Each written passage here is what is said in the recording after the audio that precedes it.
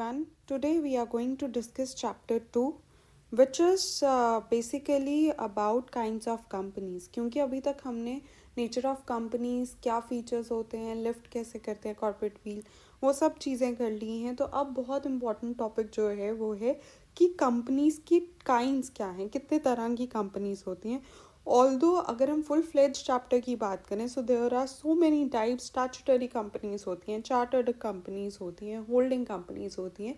But from the paper point of view the most important companies जो कि mostly papers में पूछा जाता है और बहुत कॉमन है इंडिया में, वो हैं public company and private companies. So today we are going to discuss the difference between public company and private companies and their conversion as well. तो उससे पहले हमें ये देखना पड़ेगा पब्लिक या प्राइवेट कंपनी की डेफिनेशन क्या है, होता क्या है प्राइवेट कंपनी.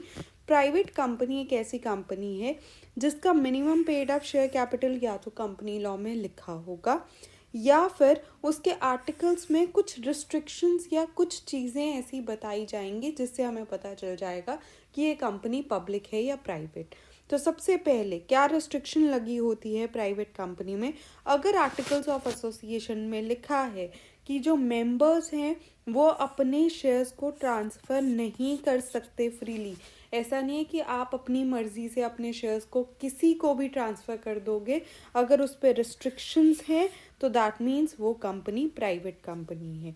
दूसरा, अगर आर्टिकल्स ऑफ एसोसिएशन में लिखा है कि अगर आप प्राइवेट कंपनी खोल रहे हो तो आपके जो मैक्सिमम नंबर ऑफ मेंबर्स हैं वो 200 ही हो सकते हैं, यानी आप 200 से ज़्यादा लोगों के साथ प्राइवेट कंपनी खोल नहीं सकते.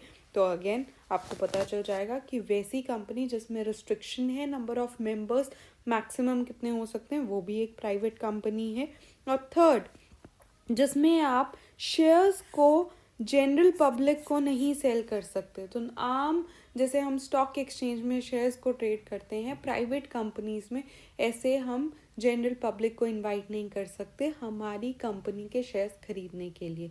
सो ये 3 तरीके की रिस्ट्रिक्शंस अगर आपके आर्टिकल्स ऑफ एसोसिएशन में लिखी हैं तो वैसी कंपनी प्राइवेट कंपनी है. हम इसमें मिनिमम पेड अप कैपिटल की बात इसलिए नहीं कर रहे हैं क्योंकि 2015 की अमेंडमेंट के अकॉर्डिंग, कंपनीज एक्ट 2015 के अकॉर्डिंग अब मिनिमम पेड अप कैपिटल की लिमिट इन्होंने हटा दी है फॉर प्राइवेट एंड पब्लिक. इससे पहले 2013 तक देयर वाज अ लिमिट कि अगर आपकी जो मिनिमम पेड अप कैपिटल है वो 1 लाख है तो आप प्राइवेट कंपनी हो, अगर 5 लाख है तो वो पब्लिक कंपनी हो. बट ये लिमिट अब हट चुकी है तो इसीलिए हम मिनिमम पेड अप कैपिटल की यहाँ पे बात नहीं कर रहे. सेकेंड है definition of a public company. Private company में हमने देखा कि रिस्ट्रिक्शंस होती हैं. पब्लिक कंपनी की डेफिनेशन अब आते हैं. पब्लिक कंपनी एक ऐसी कंपनी है जो कि कंपनी लॉ कहता है which is not a private company. तो अगर रिस्ट्रिक्शंस नहीं लगी हुई तो फिर वो पब्लिक कंपनी है. सेकेंड, उसमें क्या माना गया है, कंपनी लॉ कहता है कि पब्लिक कंपनी ऐसी कंपनी है जिसकी minimum share paid up capital जो है वो कंपनी लॉ में बताई गई है. अगेन ये क्योंकि 2013 की डेफिनेशन के अकॉर्डिंग प्रिस्क्राइब्ड होगी, ठीक है. अगर 2015 के अमेंडमेंट की बात करें तो फिर अब वो पेड अप शेयर कैपिटल जो है, मिनिमम पेड अप कैपिटल की कोई लिमिट नहीं रखी गई.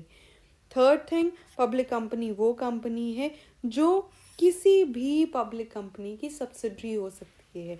यानी अगर आपने एक प्राइवेट कंपनी खोली है लेकिन उसको चला रहे हैं, उसकी पेरेंट कंपनी एक पब्लिक कंपनी है, तो भी आपकी ये जो सब्सिडरी कंपनी हुई ये भी एक पब्लिक कंपनी ही मानी जाएगी. सो ये 3 फीचर्स हैं पब्लिक कंपनी के. ये डेफिनेशन है according to company law public company की. अब आते हैं मेन चीज़ पे, difference between private company and public company. तो अब इन दोनों में डिफरेंस क्या है, क्या क्या इन दोनों में बेसिकली किस चीज़ों से हम इनको डिस्टिंग्विश कर सकते हैं. तो हेडिंग्स मैं आपको यहाँ पे बता रही हूँ. First thing is minimum number of members. Private company के लिए अगर आप प्राइवेट कंपनी खोलते हो तो मिनिमम 2 मेंबर्स होने चाहिए और पब्लिक कंपनी खोलने के लिए आपको मिनिमम 7 मेंबर्स चाहिए, तभी आप पब्लिक कंपनी खोल सकते हो, उसको फॉर्म कर सकते हो। सेकंड डिफरेंस है प्राइवेट कंपनी के maximum number of members. Maximum ज़्यादा से ज़्यादा कितने मेंबर्स हो सकते हैं? प्राइवेट कंपनी में मैक्सिमम नंबर ऑफ मेंबर्स 200 हो सकते हैं, लेकिन पब्लिक कंपनी में मैक्सिमम की कोई लिमिट नहीं है, इन्फिनिटी तक जा सकते हैं। आप कितने भी लोगों को आप ऐड कर सकते हो पब्लिक कंपनी में। Third, minimum number of directors. अगर हम डायरेक्टर्स की बात करें तो प्राइवेट कंपनी में मिनिमम 2 डायरेक्टर्स होने चाहिए और पब्लिक कंपनी में मिनिमम 3 डायरेक्टर्स होने चाहिए, तभी पब्लिक कंपनी जो है आगे चल सकती है। फोर्थ है ट्रांसफ़र ऑफ शेयर्स। जैसा कि हमने डेफिनेशन में ही किया कि प्राइवेट कंपनी में रिस्ट्रिक्शंस हैं, आप अपने शेयर्स को ट्रांसफ़र इजीली नहीं कर सकते, लेकिन पब्लिक कंपनी में ऐसी कोई रिस्ट्रिक्शन नहीं है। आप जब चाहो, जिस व्यक्ति को चाहो, अपने शेयर्स इजीली ट्रांसफ़र कर सकते हो, आपको किसी से परमिशन लेने की ज़रूरत नहीं है। फिफ्थ है पब्लिक सब्सक्रिप्शन। ये भी हमने डेफिनेशन में किया है कि पब्लिक को अगर शेयर्स सब्सक्राइब करवाने हैं तो आप प्राइवेट कंपनी में नहीं करवा सकते, आप जनरल पब्लिक को अपनी कंपनी के शेयर्स नहीं दे सकते, लेकिन पब्लिक कंपनी में ऐसा कुछ रिस्ट्रिक्शन नहीं है, आप जनरल पब्लिक को अपने शेयर्स सब्सक्राइब करवा सकते हो। नेक्स्ट है acceptance of public deposits. In fact अगर आपको पब्लिक से डिपॉजिट चाहिए, पब्लिक से पैसा चाहिए, ठीक है, शेयर्स को अलग रखते हुए अगर वैसे भी अगर आपको पब्लिक से पैसा लेना है तो भी आप प्राइवेट कंपनी में पब्लिक डिपॉजिट्स नहीं कर सकते, लोगों से पैसा ऐसे जनरल पब्लिक से पैसा नहीं ले सकते, लेकिन पब्लिक कंपनी में आप ऐसा कर सकते हो।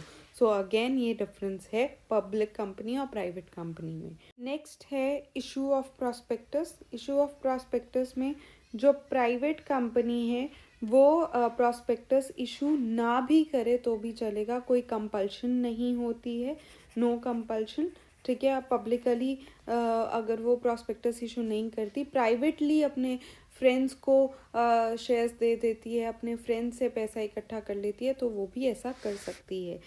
पब्लिक कंपनी में अगर आप शेयर्स इशू करते हो तो आपको कंपल्सरी है प्रॉस्पेक्टस इशू करना। सो ये एक और डिफरेंस है पब्लिक कंपनी और प्राइवेट कंपनी में। देन नेक्स्ट है allotment of shares. Private company जो है सिक्योरिटीज़ अलॉट कर सकती है, किसी तरीके की रिस्ट्रिक्शन नहीं है फ्रेंड्स को, क्योंकि उसको जनरल पब्लिक को तो शेयर्स इशू करने नहीं है, तो इसीलिए अगर वो किसी भी तरीके से पैसा अपने क्लोज सर्कल से इकट्ठा करती है तो जब मर्ज़ी उनको सिक्योरिटीज़ दे के उनसे पैसा ले सकती है, कोई रिस्ट्रिक्शन नहीं है उसमें। लेकिन पब्लिक कंपनी के केस में अगर आप शेयर्स इशू कर रहे हो तो मिनिमम 90% सब्सक्रिप्शन आनी चाहिए।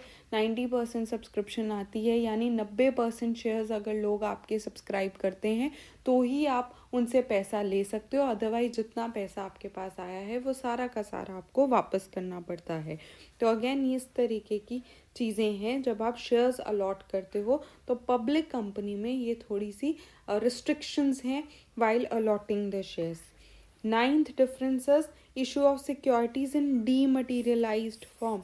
तो प्राइवेट कंपनी क्योंकि शेयर्स जनरल पब्लिक को इशू नहीं कर रही, अपनी सिक्योरिटीज़ कैसे भी क्लोज नेट सर्कल से ले सकती है, तो प्राइवेट कंपनी क्या करती है, ज़रूरी नहीं है कि उसके जो सिक्योरिटीज़ हों वो डीमैट फॉर्म में ही दे, वो अपनी सिक्योरिटीज़ किसी भी फॉर्म में, फिजिकल फॉर्म में भी दे सकती है, लेकिन पब्लिक कंपनी के लिए कंपल्सरी है कि उसकी जो सिक्योरिटीज़ हैं वो डीमैट फॉर्म में ही होनी चाहिए। नेक्स्ट है restrictions contained in provision for directors. अब जो प्राइवेट कंपनी है उसको किसी भी तरीके की रिस्ट्रिक्शंस और प्रोविजंस मानने की ज़रूरत नहीं है डायरेक्टर्स के लिए। इनफैक्ट इनके लिए कोई रिस्ट्रिक्शन है ही नहीं। रिस्ट्रिक्शंस का मतलब क्या है कि डायरेक्टर्स कब रिटायर होंगे, कैसे रिटायर होंगे, ये सारी चीज़ें प्राइवेट कंपनी को मानने की ज़रूरत नहीं है। But in case of public company retirement जो है रोटेशन वाइज होनी चाहिए, कितना टाइम पीरियड के लिए डायरेक्टर रहेगा, ये सारी चीज़ें प्रोविजंस में लिखी हुई हैं और पब्लिक कंपनी को मानना ज़रूरी है। Next one is managerial remuneration. Private company जो है, अगेन कोई भी डायरेक्टर को कितना भी पेमेंट दे उस पर किसी भी तरीके की रिस्ट्रिक्शन नहीं है प्राइवेट में। लेकिन पब्लिक कंपनी की जब हम बात करते हैं तो 11% से ज़्यादा, 11% ऑफ व्हाट, नेट प्रॉफिट, जितना भी एनुअल नेट प्रॉफिट आया है कंपनी का उसका सिर्फ 11% तक ही आप मैनेजर को, अपने डायरेक्टर को पैसा दे सकते हो एज अ रेम्यूनरेशन। ठीक है, तो वो रिस्ट्रिक्शन भी पब्लिक कंपनी में है। सो ये सारे जो पॉइंट्स ऑफ डिस्टिंक्शन हैं, इस तरीके से हम प्राइवेट कंपनी और पब्लिक कंपनी को डिफ्रेंशिएट करते हैं। इसके अलावा भी there are so many things. Again minimum paid up capital का मैंने इसलिए नहीं लिखा क्योंकि we are doing this difference according to companies act 2015। अगर आप 2013 के अकॉर्डिंग लिखते हो तो आप ये चीज़ लिख सकते हो कि minimum paid up capital private में और पब्लिक में डिफरेंट है। प्राइवेट में 1 लाख चाहिए, पब्लिक में 5 लाख चाहिए। इसके अलावा जो प्राइवेट कंपनी है उसके नाम के आगे प्राइवेट लिमिटेड लिखा होता है, पब्लिक कंपनी है उसके नाम के आगे सिर्फ वर्ड लिमिटेड लिखा होता है। तो ये सारे जो डिफरेंस हैं वो आप ऐड कर सकते हो। नेक्स्ट जो इम्पॉर्टेंट क्वेश्चन काफ़ी बार पेपर में आया है, that is exemptions and privileges enjoyed by private company. जब हम प्राइवेट कंपनी की बात करते हैं तो हमने कितना कुछ देखा डिफरेंस में भी और उसकी डेफिनेशन में भी कि प्राइवेट कंपनी जो है वो बहुत इजीली सेटअप हो जाती है। सिर्फ 2 लोग चाहिए आपको प्राइवेट कंपनी बनाने के लिए। फिर उसके ऊपर कोई डायरेक्टर के ऊपर रिस्ट्रिक्शन नहीं है, आपको शेयर्स के लिए प्रॉस्पेक्टस इशू करने की ज़रूरत नहीं है। तो इस तरीके की बहुत सारी प्रिविलेजेस हैं, बहुत सारी चीज़ें हैं जो प्राइवेट कंपनी इंजॉय करती है, जो कि जिस प्राइवेट कंपनी खोलना बहुत इजी हो जाता है। तो वो कौन सी एक्सेप्शंस या प्रिविलेजेस हैं? Number 1, laser number of members. Again minimum members जो प्राइवेट कंपनी को खोलने के लिए चाहिए वो सिर्फ 2 हैं, तो 2 के साथ ही आप प्राइवेट कंपनी खोल सकते हो, तो ये एक प्रिविलेज है। Second, laser number of directors. Again 2 directors के साथ ही आप प्राइवेट कंपनी को चला सकते हो, वेयर एज पब्लिक कंपनी के केस में आपको मिनिमम 3 डायरेक्टर्स चाहिए होते हैं। सो ये भी एक एडवांटेज है प्राइवेट कंपनी का। Next, filing of prospectus not needed. जैसा कि हमने डिफरेंस में भी किया कि प्रॉस्पेक्टस की ज़रूरत नहीं है, आप प्राइवेटली भी शेयर्स दे सकते हो क्योंकि आपको जनरल पब्लिक को शेयर्स नहीं देने, सिक्योरिटीज़ नहीं देनी है, आपको सिर्फ अपने क्लोज फ्रेंड सर्कल को देनी है। तो इसीलिए आपको प्रॉस्पेक्टस इशू करने की ज़रूरत नहीं है, क्योंकि आपने प्रॉस्पेक्टस इशू नहीं किया इसीलिए आपको उसको रजिस्ट्रार के ऊपर फाइल करवाना, ये सारे जो चीज़ें हैं वो कंपाइल करने की ज़रूरत नहीं है। Next is not to comply with restrictions regarding to directors. जैसा कि हमने डिफरेंस में भी किया कि किसी भी तरीके की रिस्ट्रिक्शंस जो हैं जो पब्लिक कंपनी में ज़रूरी होती हैं, जैसे अगर डायरेक्टर आपने अपॉइंट किया है तो उसकी रिटायरमेंट कैसे होगी, कब होगी, कितने सालों में की जाएगी, तो ये सारी रिस्ट्रिक्शंस प्राइवेट कंपनी में नहीं होती in relation to directors. Next, a person can be a director in greater number of companies. ये भी बहुत इम्पॉर्टेंट पॉइंट है कि अगर हम प्राइवेट कंपनी की बात करें तो प्राइवेट कंपनी का अगर एक डायरेक्टर है वो एट अ टाइम, एक ही टाइम में 20 कंपनी का डायरेक्टर हो सकता है। बट अगर हम पब्लिक कंपनी की बात करें तो उस केस में सिर्फ एक डायरेक्टर एक टाइम पे 10 कंपनीज का डायरेक्टर हो सकता है। सो यहाँ पे भी एक प्रिविलेज है, एडवांटेज है प्राइवेट कंपनी के डायरेक्टर को कि एट ए टाइम वो 20 कंपनीज का डायरेक्टर बन सकता है। Next is no restriction on the payment of remuneration to directors. Again हमने जैसा कि डिफरेंस में बात की कि यहाँ पे आप जितना मर्जी पेमेंट करो डायरेक्टर्स को, कोई रिस्ट्रिक्शन नहीं है, लेकिन पब्लिक के केस में 11% से ज़्यादा हम पैसा नहीं दे सकते डायरेक्टर को। सो ये अगेन एडवांटेज है प्राइवेट कंपनी को। Next is less quorum. Quorum होता है कि जब आप मीटिंग ऑर्गेनाइज करते हो तब कितने लोग चाहिए होते हैं उस मीटिंग को में प्रेजेंट होने के लिए।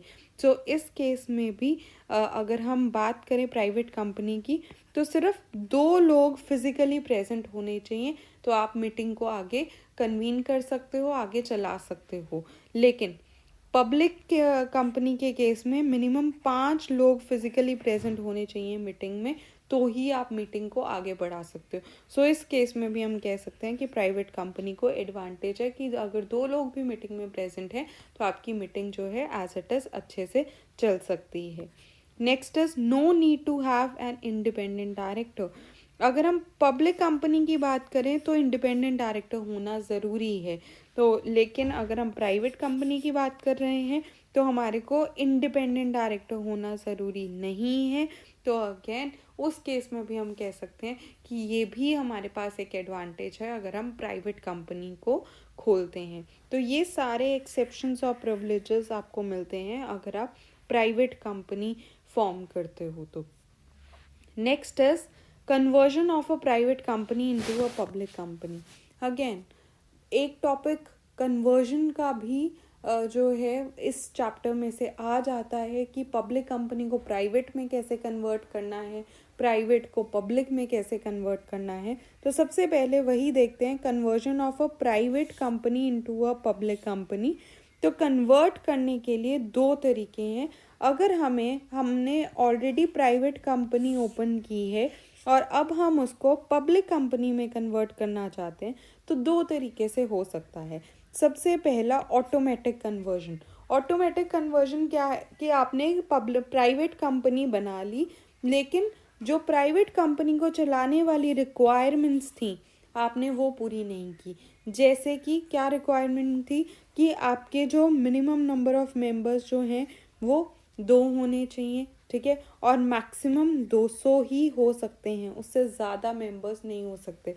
अब इस केस में 200 से ज़्यादा मेंबर्स हो गए हैं तो नेचुरली आपका ऑटोमेटिक कन्वर्जन हो जाएगा, क्योंकि आपने जो रिक्वायरमेंट है उसको फुलफ़िल नहीं किया, तो नेचुरली आपको प्राइवेट से पब्लिक कंपनी में कन्वर्ट कर दिया जाएगा। या फिर इसके अलावा अगर हम बात करें कि आपने शेयर्स इशू करने थे, सिर्फ क्लोज फ्रेंड्स को आप कर सकते थे, अदरवाइज रिस्ट्रिक्शन थी, लेकिन आपने नहीं माना, ठीक है, आपने जनरल पब्लिक को शेयर्स इशू कर दिए। उस केस में भी आपको जो है अल्टीमेटली ऑटोमेटिकली आपको प्राइवेट कंपनी से पब्लिक कंपनी में कन्वर्ट कर दिया जाएगा। तो इस तरीके से ये केसेस हैं कि आपके नंबर ऑफ मेंबर्स अगर एक्सीड कर जाते हैं, आप अगर जनरल पब्लिक को इनवाइट कर दो हो शेयर्स के लिए, या आप ट्रांसफ़र में कोई भी रिस्ट्रिक्शन नहीं लगाते, आपके जो शेयर होल्डर्स हैं वो इजीली ट्रांसफ़र कर रहे हैं शेयर्स, तो उस केस में भी आपको ऑटोमेटिकली प्राइवेट कंपनी से पब्लिक कंपनी में कन्वर्ट कर दिया जाएगा। हालांकि इसमें भी एक प्रोसीजर होता है कि पहले कोई आपकी कंपनी के बारे में एप्लीकेशन NCLT को यानी नेशनल कंपनी लॉ ट्रिब्यूनल में कोई अप्लाई करेगा कि आपने ये चीज़ें गड़बड़ की हैं, ठीक है, तो लॉ देखेगा, लॉ आपसे अब क्वेश्चन करेगा, कोर्ट आपसे क्वेश्चन करेगा, और फिर उसके बाद अगर उसको लगता है कोर्ट को कि हाँ आप गलत कर रहे हो, आपने सच में ये प्रॉब्लम्स आपने ये की हैं, तो उस केस में आपकी कंपनी को ऑटोमेटिकली प्राइवेट से पब्लिक कंपनी में कन्वर्ट कर दिया जाएगा। लेकिन इस वजह से प्राइवेट कंपनी में जब आपको पब्लिक कंपनी में कन्वर्ट कर दिया जाता है तो फ़र्क क्या पड़ता है कि अब आप कोई भी, जो हमने पहला टॉपिक किया था एक्सेप्शंस का, तो वो एक्सेप्शंस आप इंजॉय नहीं कर सकते। अब नेक्स्ट है डेलिब्रेट कन्वर्जन। ये था ऑटोमेटिकली कन्वर्ट हो गया क्योंकि आपने कुछ रिक्वायरमेंट्स को फुलफिल नहीं किया। डेलिब्रेट कन्वर्जन का मतलब क्या है कि आपने एक स्पेशल रेजोल्यूशन पास किया और स्पेशल रेजोल्यूशन में आपने ये लिखा कि हमारे को अपनी जो कंपनी है वो प्राइवेट से चेंज करके पब्लिक में लेके आनी है, और उस वजह से आपने अपने आर्टिकल्स में कुछ चेंजेस कर दिए। क्या चेंजेस किए? आपने अपने जो आर्टिकल में रिस्ट्रिक्शंस लगाई हुई थी मेंबर्स के रिलेटेड, वो रिस्ट्रिक्शन हटा दी। आपने जो अपने आर्टिकल्स में ट्रांसफ़र ऑफ शेयर्स के ऊपर रिस्ट्रिक्शंस लगाई हुई थी वो हटा दी। आपने पब्लिक सब्सक्रिप्शन पे जो रिस्ट्रिक्शंस थी वो हटा दी। तो इन दैट केस, और उसके बाद आपने स्पेशल रेजोल्यूशन पास किया, तो नेचुरली अब क्या है कि आप चाहते हो कि आपकी जो कंपनी है वो प्राइवेट से पब्लिक कंपनी में कन्वर्ट हो जाए। जैसे ही आप ये स्पेशल रेजोल्यूशन पास करते हो, अपने मेंबर्स की राय लेते हो, उनसे पूछते हो और वो अग्री कर जाते हैं, तो उस स्पेशल रेजोल्यूशन पास होने के 15 दिन के अंदर अंदर इस स्पेशल रेजोल्यूशन की कॉपी जो है और आपके आर्टिकल्स ऑफ एसोसिएशन की जो कॉपी है, जो changed altered articles of association की जो कॉपी है, वो आपको रजिस्ट्रार के पास देनी पड़ेगी। उस कॉपी को देने के बाद आपकी जो कंपनी है वो प्राइवेट से पब्लिक में कन्वर्ट हो जाएगी। रजिस्ट्रार जो है वो अप्रूव कर देगा। फिर आपको जैसे ही अप्रूवल आता है, आपको अपनी कंपनी के नाम से प्राइवेट वर्ड हटाकर सिर्फ लिमिटेड वर्ड लिख देना है, क्योंकि अब आपकी कंपनी प्राइवेट कंपनी नहीं रही है। देन रजिस्ट्रार उसके बाद आपको नया सर्टिफिकेट ऑफ इनकॉर्पोरेशन जो है इशू करके दे देगा। आपके पास एक नई कंपनी, क्योंकि नाम चेंज हो गया आपकी कंपनी का, क्योंकि सपोज अगर पहले नाम था ABC प्राइवेट लिमिटेड, अब सिर्फ नाम हो गया है ABC लिमिटेड। तो इस चेंज की वजह से आपका जो सर्टिफिकेट ऑफ इनकॉर्पोरेशन है वो नया बन के आपके पास रजिस्ट्रार जो है स्पेसिफिक टाइम लिमिट में दे देगा। सो इस तरीके से प्राइवेट कंपनी पब्लिक में कन्वर्ट हो जाती है। अब देखते हैं, अगर हमें पब्लिक कंपनी को प्राइवेट में कन्वर्ट करना हो तो किस तरीके से किया जा सकता है। इसमें सिर्फ एक ही चॉइस है, इसमें ऐसा नहीं है कि ऑटोमेटिकली कन्वर्ट हो जाएगा या डेलिबरेटली कन्वर्ट होगा। इसमें आपको खुद से ही, अगर आप चाहते हो कि आपने पब्लिक कंपनी इस्टेब्लिश की थी, अब आप चाहते हो कि नहीं, आपसे नहीं संभल पा रहा, आप उसको प्राइवेट कंपनी में कन्वर्ट करना चाहते हो किसी भी रीज़न के कारण, तो आप क्या करोगे, एक स्पेशल रेजोल्यूशन पास करोगे। अगेन स्पेशल रेजोल्यूशन में भी आप 3 रिस्ट्रिक्शंस लगाओगे, वही 3 रिस्ट्रिक्शंस कि आपके जो मैक्सिमम मेंबर्स हैं वो 200 से ज़्यादा नहीं हो सकते। देन आप लिखोगे कि आप ट्रांसफ़र नहीं करोगे शेयर्स, और थर्ड आप लिखोगे कि आप जो है जनरल पब्लिक को अपने शेयर सब्सक्राइब नहीं करवाओगे। तो ये जो है रिस्ट्रिक्शंस लगाने के बाद आप एक स्पेशल रेजोल्यूशन पास करोगे, अपने मेंबर से अप्रूवल लोगे और उस कॉपी को, स्पेशल रेजोल्यूशन की कॉपी को और ऑल्ट्रेशन जो की है आपने आर्टिकल्स में, उसकी कॉपी को रजिस्ट्रार के पास 15 दिन के अंदर अंदर दे दोगे, फाइल करवा दोगे। उसके बाद सिर्फ यहीं पे काम नहीं ख़त्म होता, अब काम आएगा ट्रिब्यूनल का। सिर्फ रजिस्ट्रार के पास आपने ये डॉक्यूमेंट्स पहुंचा दिए, उससे आपको अप्रूवल नहीं मिल जाएगी कि आप पब्लिक कंपनी को प्राइवेट में कन्वर्ट कर दो, जबकि कोर्ट आपको अप्रूवल देगा कि आपकी कंपनी को कन्वर्ट करना सही रहेगा पब्लिक के लिए या नहीं। अगर कोर्ट को लगता है कि इससे किसी भी व्यक्ति का नुकसान नहीं है, तो ही कोर्ट जो है, ट्रिब्यूनल जो है, आपको सैंक्शन देगा कि आप अपनी पब्लिक कंपनी को प्राइवेट कंपनी में कन्वर्ट कर सकते हो। कोर्ट के अप्रूवल के बाद ही आप 15 दिन के अंदर अंदर, जैसे ही ट्रिब्यूनल का सैंक्शन आता है, आप अपने नाम के आगे, सपोज आपका नाम पहले था ABC लिमिटेड, अब आप अपने नाम के आगे ABC private limited word use कर दोगे, क्योंकि अब आप पब्लिक कंपनी से प्राइवेट कंपनी में कन्वर्ट हो चुके हो। और अगेन क्योंकि आपका नाम चेंज हुआ है, तो इसीलिए रजिस्ट्रार जो है आपको नया सर्टिफिकेट ऑफ इनकॉर्पोरेशन इशू कर देगा।